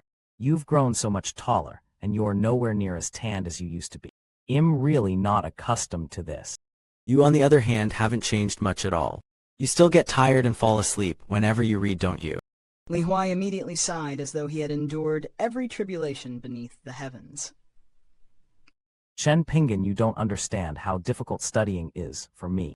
It's even more exhausting than walking all the way from our hometown to Mountain Cliff Academy, especially when I have to hold it in during class. I feel like I'm going to suffocate to death. Li Baoping tapped her fingers against the tabletop. The meaning was unmistakable. Mind your words. How annoying.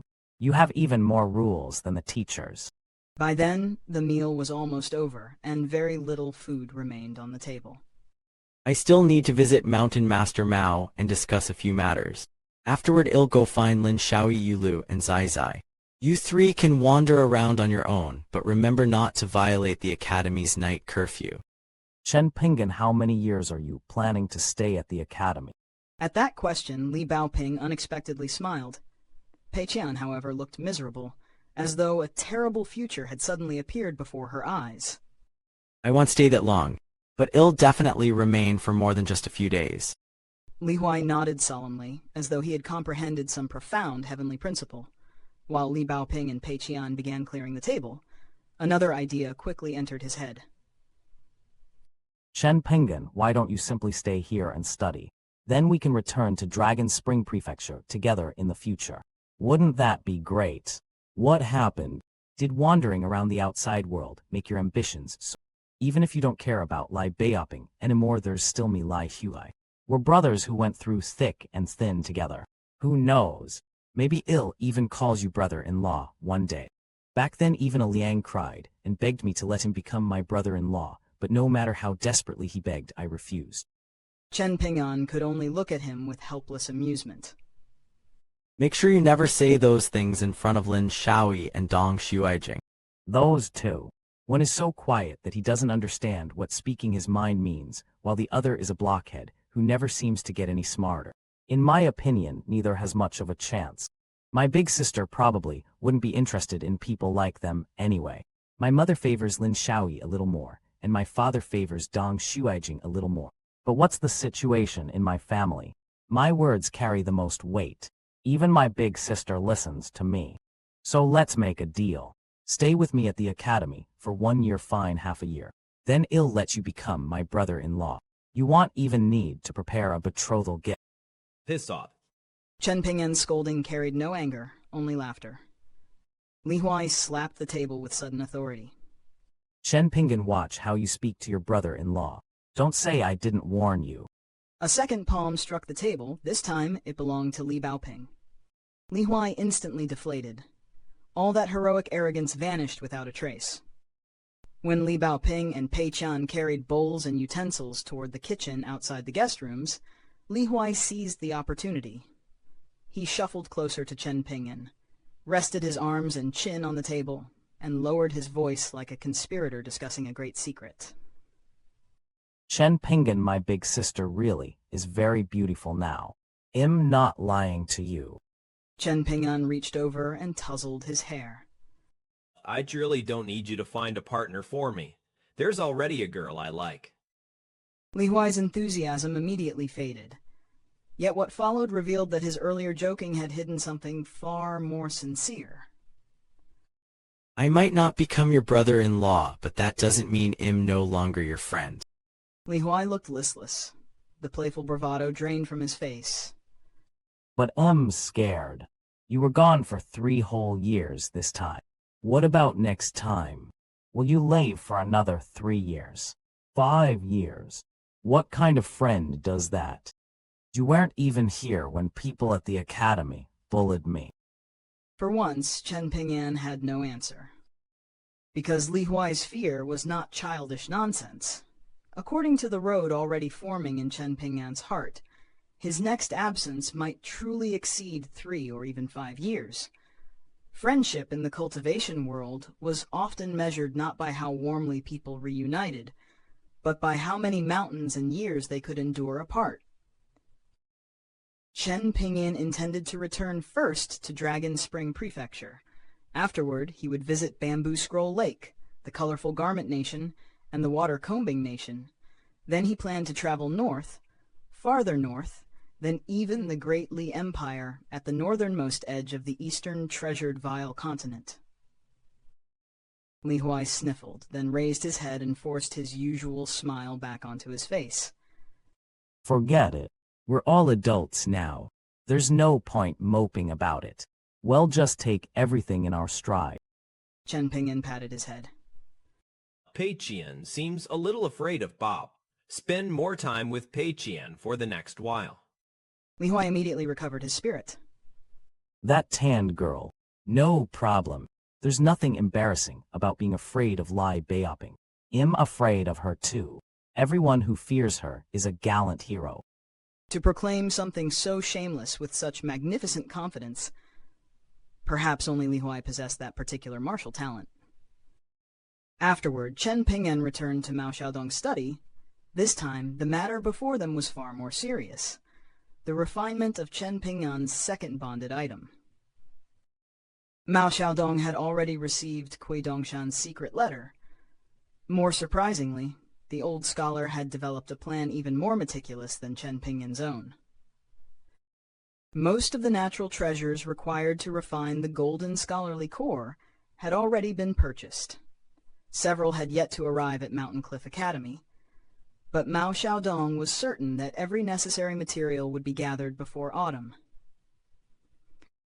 Chen Ping'an admitted that he might have to incur a debt and repay Mao Xiaodong later. Mao Xiaodong did not burden the matter with false politeness. Everything would be calculated according to current market value, and Chen Ping'an should endeavor to clear the debt within 20 years. Such blunt accounting was itself a form of respect. Mao Xiaodong was helping Chen Ping'an, but he was not turning that help into charity. For someone like Chen Ping'an, who valued debts of both money and kindness, clear terms allowed him to accept assistance without compromising his own principles. The golden scholarly core was no ordinary treasure. Chen Ping'an intended to refine it into one of his 5 elements bonded items, something directly tied to the foundations of his cultivation. Mao Xiaodong had therefore done far more than inspect the scholarly core. Chen Ping'an took from his pocket treasure. Before reaching any conclusion, he had painstakingly studied the history of the colorful garment nation and the county chronicles surrounding the city god pavilion from which the treasure originated. His investigation pointed toward Shen Wen, the scholarly official who became a city god after death, Mao Xiaodong concluded that Shen Wen had most likely nurtured the golden scholarly core over many years using pure incense essence and auras of righteousness. More importantly, the core had very likely also been nourished by the seal and accompanying lightning technique personally crafted by the great heavenly master. That combination explained why the scholarly core had become so extraordinary. Incense essence carried the accumulated faith of mortals. Righteous aura embodied scholarly integrity, while a great heavenly master's seal and lightning technique represented another profound lineage of power. Refining such a treasure incorrectly would be a tragic waste. Refining it properly could influence Chen Ping'an's entire future path. With this in mind, Mao Xiaodong intended to privately take Chen Ping'an to the scholarly temple and several other important places in the capital of the Great Sui nation. However, the final refinement itself would unquestionably take place at Mountain Cliff Academy. Only there could Mao Xiaodong personally oversee the process and control the surrounding flow of fortune. The two continued examining every detail, refining the plan step by step, and the longer they spoke, the more relieved Mao Xiaodong became. This matter concerned Chen Ping'an's cultivation foundation and might determine how far he could travel along the Great Tao. Yet Chen Ping'an remained calm. There was no visible impatience, greed, or anxiety. To Mao Xiaodong, that composure mattered almost as much as talent. A precious bonded item could strengthen a cultivator. But if the cultivator's heart became restless before the treasure was even refined, then greater fortune might simply create greater danger. Chen Ping'an's steadiness told the old scholar that the young man understood what truly formed the foundation of a path. Their conversation also drifted naturally toward passages from the sagely texts. Chen Ping'an raised questions about matters he did not fully understand, and offered his own replies when Mao Xiaodong tested him. Nothing Chen Ping'an said astonished Mao Xiaodong. Instead, his words gave the old scholar something quieter and perhaps more valuable: ease, confidence, and certainty. Between those seemingly ordinary sentences, Mao Xiaodong could sense an unwavering resolve. And for Mao Xiaodong, that was enough. Perhaps the most reassuring thing about Chen Ping'an was precisely that he did not need to dazzle others. His path was not built upon sudden brilliance, but upon one firm step after another. Eventually, Chen Ping'an glanced toward the night sky. He still needed to visit Lin Shouyi, Yu Lu, and Xie Xie, so he did not insist on resolving every proper matter in a single sitting. After apologizing, he took his leave. Mountain Master Mao merely smiled and bade him farewell. Then the door closed. The tall, burly old man, who always appeared stubborn and pedantic before others, sat alone in his study. With no one left to see him, the emotions he had restrained finally broke free. Tears flowed down Mao Xiaodong's face. Yet he was laughing. It was laughter filled with joy, relief, and satisfaction. In Mao Xiaodong's heart, even 10 supremely talented Chans could not compare with one Chen Ping'an. That judgment had little to do with raw talent alone. It was a verdict on character, resolve, and the kind of person who might continue walking correctly even when no one remained beside him to point out the road. Elsewhere in Mountain Cliff Academy, the atmosphere was considerably less profound.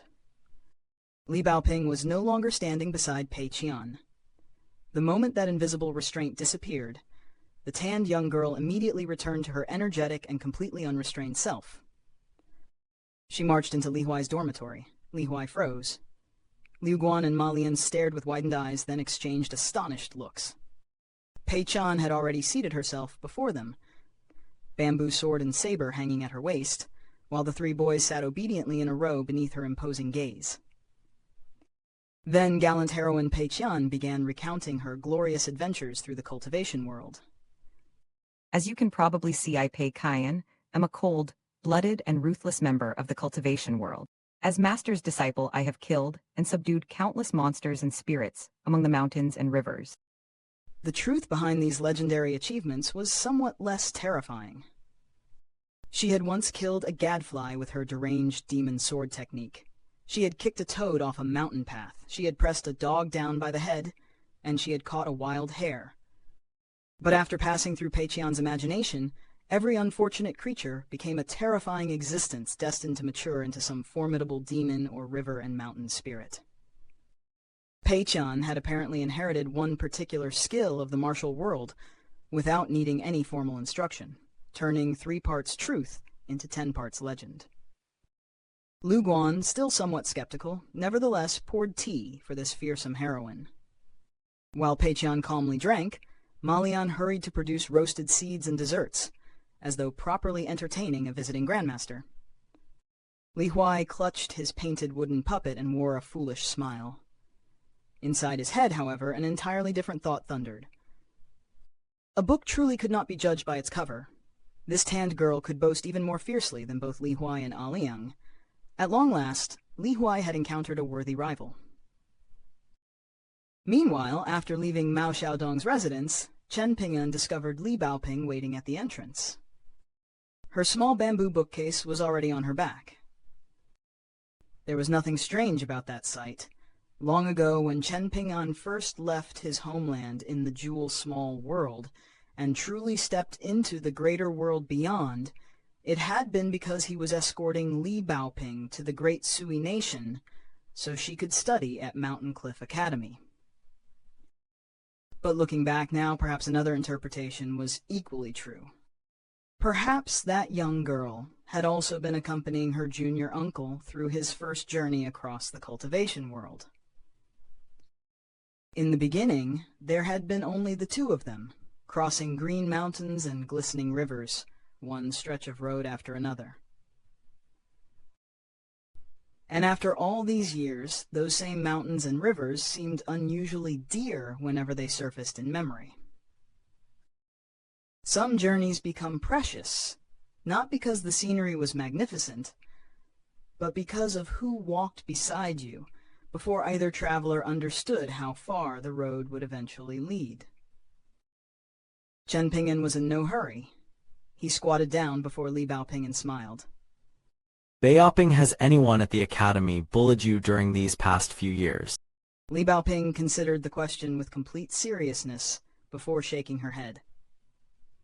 No, I don't remember anything like that happening, junior uncle. Chen Ping'an scratched his head, and strangely enough felt a faint trace of disappointment. It seemed junior uncle had arrived prepared to settle old scores, only to discover that Little Baoping had given him no enemies to confront. For a man accustomed to repaying every kindness and grievance, this was almost an inconvenience. At that moment, Mao Xiaodong's voice suddenly echoed across Chen Ping'an's mind lake. Chen Ping'an's expression remained unchanged as he listened. Then he stood, took Little Baoping by the hand, and looked beyond East Mountain toward the capital of the great Sui nation, glowing beneath the night sky. Together, junior uncle and Little Baoping began walking down the mountain. Junior uncle, I already divided my transcriptions into 5 piles and placed them in my small bookcase. I gave them to my 5 teachers earlier, but that was only enough for me to skip 1 month of lessons. But I still have many more transcriptions in my room, so junior uncle doesn't need to worry. Your teachers weren't angry? No, they are already accustomed to it. They only told me to run more slowly when carrying the transcriptions. Then your teachers are quite understanding. They sound like nice people. MHM. They are quite nice, but none of them are as knowledgeable as Mr. Kai. Why do you say that? Mr.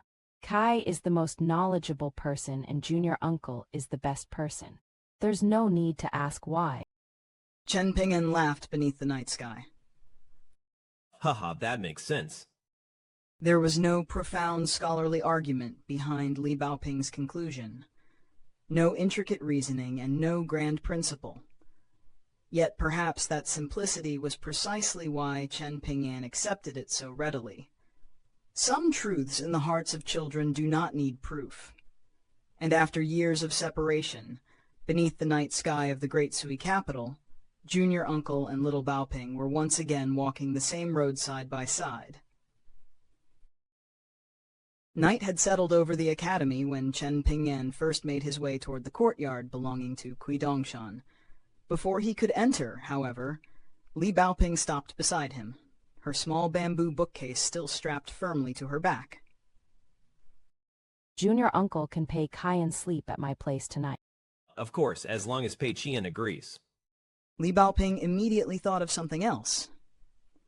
If Pei Qian was going to wander the cultivation world someday, then naturally she needed to look impressive while doing it. Then can I give auspicious talisman to Pei Qian? Or maybe lend her my little silver gourd. She would look much more formidable when traveling through the cultivation world. Chen Ping'an could not help smiling. To Li Baoping, these treasures were almost like decorations for a heroic journey. To Chen Ping'an, however, every item carried weight, danger, and responsibility. There's no need to give her something so valuable yet. When Pei Qian truly starts traveling the cultivation world, whatever she needs will naturally be prepared by me, her master. Besides, the first time someone enters the martial world, keeping a low profile is usually better. If she has a little donkey to ride, that's already good enough. Halting snow isn't much worse than auspicious talisman, and she also has a fairly decent sword called Deep Infatuation. It sounded almost comically modest. Yet, this was precisely Chen Ping'an's way of thinking. A young traveler did not need treasures hanging from every corner of her body. What mattered first was surviving long enough to understand the rules of the road. In the cultivation world, excessive splendor could be less an honor than an invitation to disaster. Li Baoping was visibly disappointed, but she did not argue. After waving goodbye to her junior uncle, the little girl turned and sprinted away, her bamboo bookcase bouncing behind her as she vanished into the academy night. Chen Ping'an had barely reached Kuidongshan's courtyard when the door opened before he could knock. Xie Xie stood on the other side.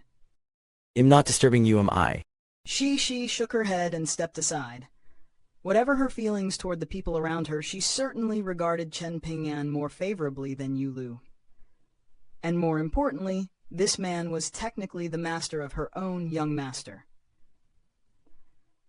Slighting him would accomplish nothing except bringing trouble upon herself. She openly studied Chen Ping'an from head to toe before a trace of amusement entered her eyes. People always say girls change enormously as they grow up. But how did you manage to change so much too? Chen Ping'an entered. Xie Xie hesitated for a moment before closing the courtyard door behind him.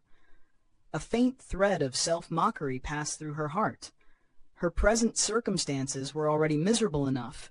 If Chen Ping'an suddenly turned into some deranged scoundrel who tried to take advantage of her, then the absurdity of it would almost be impressive. But Xie Xie knew Chen Ping'an's character well enough. She had never imagined that the two of them were kindred spirits, nor had they ever admired each other like legendary friends meeting for the first time. Their relationship was far simpler. They simply did not dislike each other. And sometimes, in the tangled rivers and lakes, that alone is already a rare beginning. Friendship does not always descend like lightning.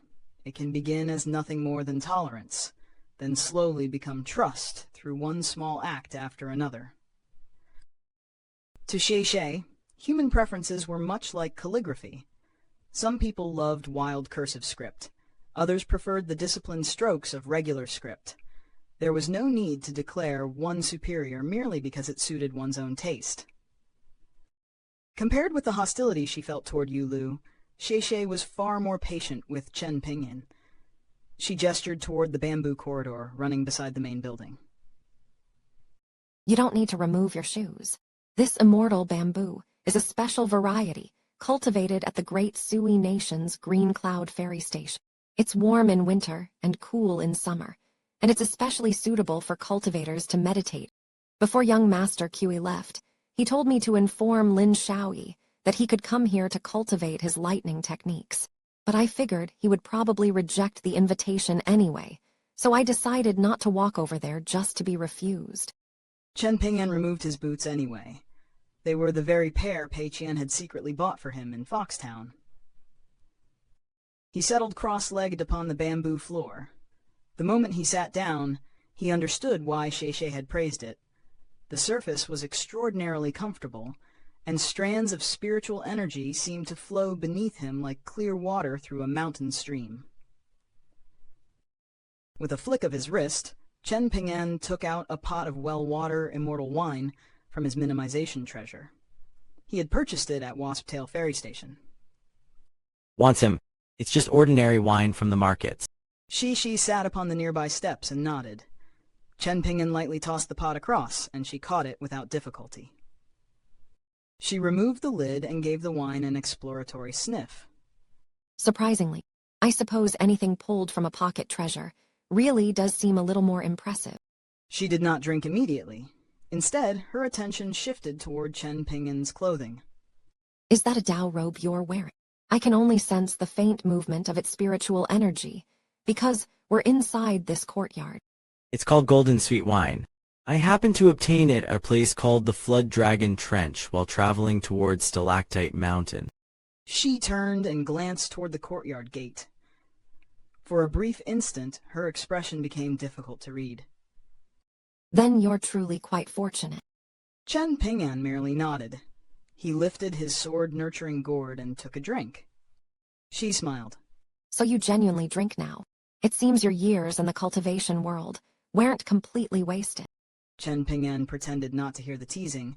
He lowered a hand onto the bamboo floor and quietly felt the spiritual energy coursing beneath it. This courtyard could not truly compare with a genuine immortal residence or ancient cultivation abode. Yet even so, the density of spiritual energy here already surpassed that of the finest immortal inns found within ordinary mortal empires. That small detail revealed just how extraordinary the academy really was. A place that seemed merely comfortable to its residents could already be considered a precious cultivation ground in the outside world. The difference between great powers and ordinary cultivators was often hidden in such quiet advantages. For a time, heaven and earth seemed utterly silent. Xie Xie gazed out into the night and softly recited a line remembered from long ago. Glimmers of light all around reflecting onto the river, flowing by the side. Has the summer heat dissipated? The immortal thatched cottage is so cool and refreshing. Chen Ping'an smiled faintly. Which literary giant of the Lu Empire wrote that? Xie Xie slowly shook her head. No one famous. A very long time ago, on a night much like this one, my master casually recited it, without any context. She told me that lyric poetry was merely what remained after classical poetry, a minor Dao, no different from calligraphy or Go, barely worth mentioning. The conversation drifted from poetry back toward matters far more tangible. Chen Ping'an finally spoke of something he had carried in his heart since Stalactite Mountain. When I stayed at Ganoderma Inn on Stalactite Mountain, I prepared gifts for both you and Lin Shouyi. At first I thought the gift meant for you was nothing more than a damaged suit of dew armor that couldn't be repaired, so I bought it very cheaply. Only later did I discover that it was actually one of the 8 ancestral divine dew-bearing armors, and a friend of mine even managed to repair it. Even in the broad cultivation world, an ancestral divine dew-bearing armor was no casual trinket. What Chen Ping'an had originally intended as a simple present had unknowingly become an extraordinarily valuable militarian treasure. Later I met Kui Dongshan in the Azure Phoenix Nation. When I mentioned this matter, he told me I shouldn't give you something so valuable. He said our relationship hasn't reached that point, and giving you such a treasure might make you misunderstand my intentions. I thought his reasoning made sense. So I'll keep the divine dew-bearing armor for now. If we genuinely become friends someday, it won't be too late to give it to you then. But I did bring you another gift today. Gotcha. Something flashed through the air. Xie Xie turned and caught it neatly. Resting in her palm was an exquisite jade ornament, a white ox holding a piece of Ganoderma in its mouth. It's a small gift I received from Ganoderma. I hope you like it. Xie Xie studied the ornament, then looked back at him with a teasing smile. Chen Ping'an, are you trying to tell me that if I become your friend, I'll receive an unbelievably valuable militarian treasure? Chen Ping'an only smiled. He offered no explanation. Xie Xie rubbed the smooth jade between her fingers. You're not that kind of person. Chen Ping'an raised the sword nurturing gourd, barely suppressing a chuckle. Why, thank you. Xie Xie immediately shot him a sideways glance. Oh, you've only been away for a few years, yet you've already learned to speak so smoothly. People really do change quickly. Chen Ping'an fastened the sword nurturing gourd back at his waist. Then he slipped his hands into his opposite sleeves, and the humor in his expression gradually faded. When Li Huai was bullied by the other students, Lin Shouyi and Lu all stepped forward to help him. I was genuinely happy when I heard about it. That's why I chose to tell you about West Mountain and the divine dew-bearing armor. I'm not trying to show off my wealth. I sincerely hope that you and I can become friends one day. And I admit that I have selfish reasons too. Even if we never become friends, I still hope you can become good friends with Little Baoping and Li Huai. Then while they are studying here, you can help look after them. This was Chen Ping'an's style of repayment. He rarely spoke grandly about gratitude, but once someone protected the people he cared about, he remembered it. The treasure was not merely a reward. It was his way of quietly extending a bridge and saying, "Perhaps one day we can stand on the same side willingly, not because circumstances forced us there." Yet there was another reason Chen Ping'an kept hidden. No matter how tangled the relationship might be, Chen Ping'an was still technically Dongshan's master. From that perspective, he could not entirely escape responsibility for his disciples' conduct. Dongshan had made Xie Xie his personal maidservant. And regardless of what excuses surrounded the matter, Chen Ping'an could see that the former cultivation prodigy of the Lu Empire had been deeply affected by it. But the affairs of the world were rarely simple enough for a righteous man to solve with a single righteous act. A gesture made with good intentions could still become another person's calamity if it ignored that person's wishes, history, and pride. Chen Ping'an understood this better now than he once had. Helping someone was not the same as deciding their fate for them. Some wounds, if left untouched, remained hidden and almost painless. But once torn open, they could bleed as though the injury had happened only yesterday. Chen Ping'an rose, walked down to the bottom of the steps, and pulled his boots back on. Ew. Goodbye. Chen Ping'an waved and disappeared into the night. Once he was gone, Xie Xie unexpectedly covered her mouth and smiled. For some inexplicable reason, she suddenly imagined Chen Ping'an as a guilty cat that had wandered too far from home and was now sneaking back in the middle of the night, terrified that someone waiting there might unleash a storm of anger upon him. It was nothing more than one of those strange thoughts that appeared without warning and vanished just as quickly. Whatever the reason, one thing was obvious. Xie Xie was in a good mood. She raised the jade ornament into the air and examined the white ox beneath the night's faint light. It really was quite beautiful. After leaving one of the Academy's finest courtyards, where even the feng shui seemed blessed by heaven, Chen Ping'an headed toward Yulu's dormitory. Yulu now lived there alone. The lights had already gone dark, but Chen Ping'an did not hesitate. He raised his hand and knocked. Before long, footsteps sounded from inside. Yulu put on his boots and opened the door.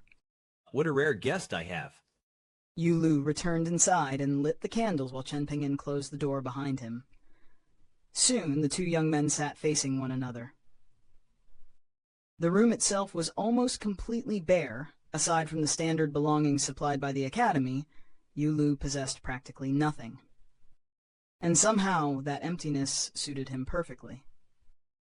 Yulu had once been the crown prince of a vast empire, Yet even after that empire fell, he remained composed, distant, and strangely detached from worldly gains and losses. Unlike Xie Xie, he did not seem consumed by hatred toward Dongshan, even though that former imperial preceptor had been one of the central figures behind the Lu Empire's destruction. That calmness made Yu Lu difficult to read. Was it genuine acceptance? Ruthless self-control? Or had he simply buried everything so deeply that even hatred could no longer reach the surface? The emptiness of his room seemed almost like an extension of the man himself. Nothing displayed, nothing claimed, nothing revealed. In that respect, Yu Lu faintly resembled martial arts maniac Xu Lian, another man who had once stood upon an extraordinary stage before walking away from it with an unsettling calm. Chen Ping'an remembered their journey toward the great Sui nation. Back then, the two of them had often alternated night watch. One guarded the first half of the night, the other the second. Even when both remained awake beside the same campfire, they rarely spoke. Chen Ping'an would practice standing meditation, or slowly work through his walking meditation. Yu Lu would sit alone, seemingly staring into nothing. Whenever Chen Ping'an practiced the moving form, Yu Lu might quietly observe him for a while, before returning to his thoughts. Tonight was much the same. Yu Lu did not drink. Chen Ping'an did not drink either. Instead, Chen Ping'an reached into his belongings and took out another item purchased from Stalactite Mountain, an immortal book titled Mountain and Sea Chronicle. He handed it to Yu Lu. Yu Lu accepted the gift and naturally thanked him. Unfortunately, I'm completely penniless right now, so I have nothing I can give you in return. I suppose the only way I can repay you is by escorting you all the way to my door. There were no dramatic declarations and no elaborate exchange of favors. Chen Ping'an simply accepted the remark, said his farewell, and left. Yu Lu gently closed the door behind him. Then darkness swallowed the dormitory once more. Yu Lu closed his eyes and began walking slowly through the pitch-black room. His hands clenched into fists, then loosened, clenched again, released again.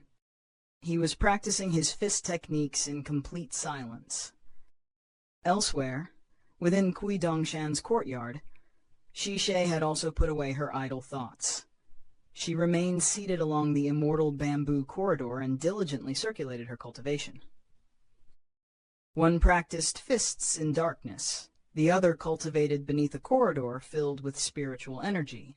Chen Ping'an had already left both rooms, yet his visit had quietly stirred something in each of them. No grand battle had taken place tonight, no sword had been drawn, and no enemy had fallen. But in the jianghu, relationships can alter a person's path just as profoundly as any clash of divine abilities. And perhaps that is the most interesting part of this quiet night. Chen Ping'an is no longer merely the young traveler who protects the people beside him with his own two hands. Little by little, he is learning how to connect people, repay kindness, respect boundaries, and shoulder the consequences created by those who call him master. For a swordsman, that kind of growth may someday prove just as important as another breakthrough in cultivation.